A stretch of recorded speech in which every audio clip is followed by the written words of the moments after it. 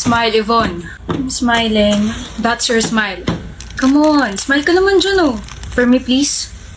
For you? Oo, smile ka naman kahit para lang sa crush mo. Ayan, okay na. Better. By the way, ganda-ganda mo. I know. Anong pwedeng i-expect namin sa love team yung dalawa? Of course, nalatag na sa amin yung mga gagawing movies, series, mall shows, meet and greets. Ayun, marami nga abangan. Sinungaling. So, kamusta naman yung relationship niyong dalawa? Masaya. Masaya kaming dalawa. We've been hanging out this past few days, keeping each other's company, getting to know more. We've been having so much fun. Getting to know more means you both like each other? Yes. No? Oh, Yvonne? Getting to know more means casual lang. Also, whenever hangout na kaming dalawa lang. Tapos yung photos namin na kumakalat ngayon sa internet, yun yung time na pinagsabihan ko siya na wag akong akbayan during group dinner kasi ang uncomfortable. Oh! And sa totoo lang, wala pang nilalatag na project sa amin. We're still waiting and wala pang final decision kung magiging love team kami dalawa. Yvonne, ano ba? Dapat ba tayo magpanggap na okay tayo? Should we lie more? Eh, totoo naman, di ba? Our love team is not yet official. Sorry, excuse me. Please cut that out. Sumunod ka sa akin. Excuse me. Pakulo yun, ha? Do you even know what you're doing? You're stupid. Imagine 7 taong ka na sa showbiz pero parang wala ka pa rin alam sa kalakaran na to eh. Simula pa lang sinabi ko na sa'yo, cheesy stupid lies won't work sa akin. Nagpapakatotoo lang ako. Tsaka bakit ako magsasabi ng mga kasinungalingan kung alam ko naman sa sarili ko na ikakasira ko rin yung mga yan? Ay nako Denzel, you could have just said na we're good, we're friends, and we're so excited to work with each other. Eh kaso bulok ka. Everyone in this industry kilala ko bilang parangkat may matabas na dila. They know that I don't and can't lie. Eh sorry ka, na-partner ka sa isang babaeng artista na walang preno ang bibig at walang gusto sa'yo. Then what about your smile kanina, ha? You smiled for me. You like me, Yvonne. Yun ang totoo. Ah, that. Yes, that. Iniisip ko yung boyfriend ko noon. Sabi mo kasi mag-smile na lang ako kahit para lang sa crush ko. Eh, crush ko boyfriend ko, kaya ngumiti ako. Boyfriend? May boyfriend ka? Oo. Okay lang sa boyfriend mo na may ka-love team ka?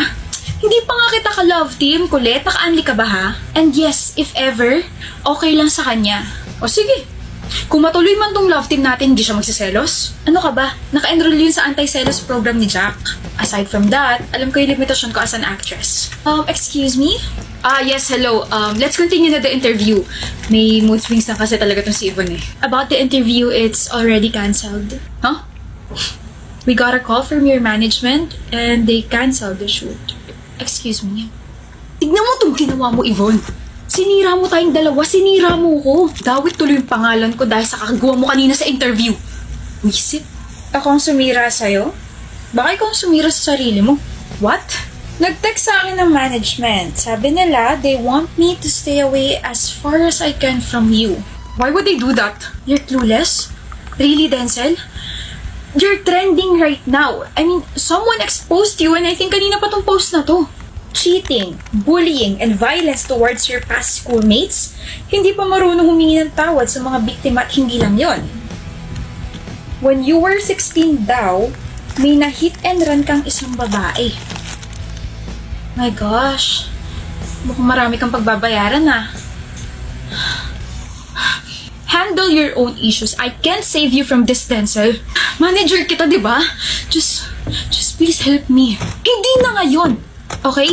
Everyone hates you. Madadawit na rin yung pangalan ko dahil tinulungan kitang tumakbo dati. Sumuko ka na lang sa pulis lalo na at kalat na ngayon sa social media yung video na na-hit and run mo yung babae. How? I made sure na wala na yun ah. Well, I guess the victim retrieved the CCTV footage. She's alive, Denzel. She's alive? Akala ko patay na siya. Si Yvonne yung nabangga mo dati. Alam niya na ba na ikaw yung na-hit and run niya? According to my sources, alam na niya. At alam niya na rin ba na ikaw yung nag-expose sa kanya? Na tinulungan mo yung mga ibang nabiktima niya? That? No love. Hindi niya rin alam na matagal nang alam na management yung mga ginawa niya.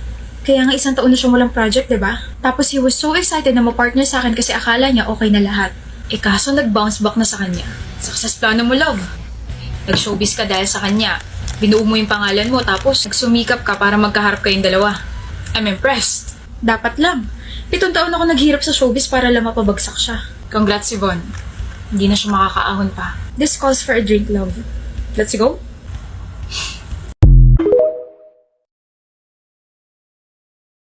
Once again, Maverick got the highest score. Congratulations. Thank you, ma'am.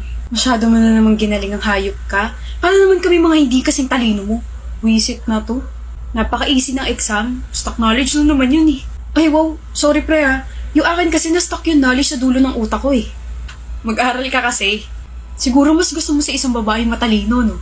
Siyempre, big deal sa akin yung grades ng future girlfriend ko. Ayoko sa bobo. Ang harsh mo naman, makabobo naman to. I'm just speaking facts, pre. If she can keep up with me, then hard pa sa ganun. I want someone who's smart. Yung may sense kausap. Yung nakakausap ko sa kahit na anong topics, mapa-academics man or random in life. May natitipuhan ka ba rito sa classroom? Wala. Bilis nun ah. Ayaw mo kay Frankie?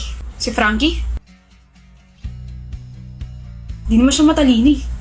Di ba recently pinagyabang niya na may line of 7 siya? Kakahiya. Hoy, mabait siya maganda si Frankie, no? Pero hindi pa rin siya matalino. Yun yung pinag-uusapan natin, di ba? Malapit na raw si ma'am, kinakabahan ako. Feeling ko bagsak yung exam ko. Feeling ko bababa yung grade ko for this quarter. Dasalan mo kasi. Yabang, porket siya na naman yung highest. Ako lang to. Good afternoon, students. I finally have your exam papers. As usual, i-announce ko kung sino yung pinakamataas for my subject. But I've talked to my fellow faculty members at nalaman ko siya rin daw ang pinakamataas ngayong quarter sa subjects nila. Congratulations, Frankie. Ako po?